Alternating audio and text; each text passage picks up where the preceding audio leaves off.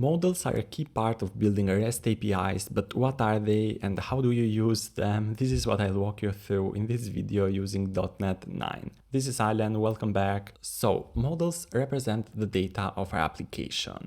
Let's say that we want to create a REST API about users. The information that the REST API will contain then for each user is what we specify in a model. Model is basically a C# class, and if we were to store our data in a database, let's say, this model would represent a table in our database. Simple enough, hopefully. Let's see how this works. So I have just created an ASP.NET Core Web API project, haven't made any changes to the project here, and I'm just gonna go to the root directory and add a folder named models for our model.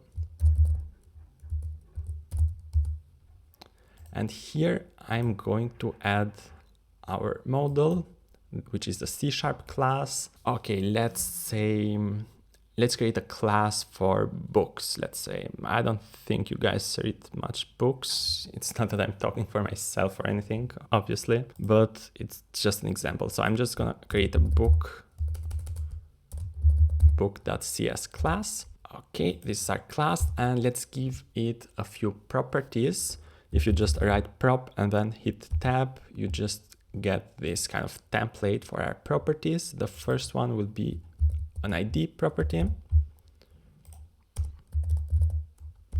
Let's say we want for our books then to have a title. Since this is a string property, I'm just gonna give it like an initial null value to escape these warnings. And we would want to have like a property for the author of the book. That seems logical. And let's take like an other property as well. Let's say year published for the year when the book was published.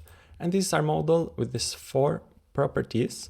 What else is that we're gonna do in this video is that we're gonna create a controller, which is the place where we specify how we will interact with our REST API. Let's say how we will get the data from our API, how we will modify the data there or delete there. We specify all of this in our controller with different method types, which we'll see in another video. But for now, let's just create a controller. Okay, let's keep this simple. Just add a controller here.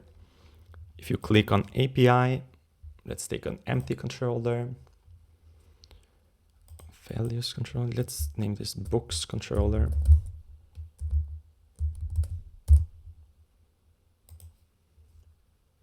Okay, this is our controller. If you can see the route of the controller here on top, we can access this controller by just going to the root URL of our application, then /API/ the name of our controller, which is books. Actually, we'll see how this works later on. But now I'm not creating a database and storing data in there just so that we can test our API. But the simplest thing you can do is that you can create a list of data containing some data for the books. So I'm just gonna create a static private list of books. I'll name it like books, and I'm gonna explain everything why I'm declaring the list this way. New list of books. I'm gonna need to import, I believe, the models directory on top of the page using models on top. So why are we making the list static? The reason for it is because this way the list will be created once when the controller is first instantiated, and then on each upcoming HTTP request that we make to our API, we would use the same list. So basically, if we add something to our list or we modify something, if we delete something, these changes will be saved for all the upcoming API requests. If we were to remove this static keyword, this list would be created each time we made a new HTTP request to our API, and we would lose every modification. Anytime we would add something to our API, these changes would be lost in this case that we wouldn't use the static keyword. Now I'm just gonna go ahead and grab some book data on the internet, and I'll be right back.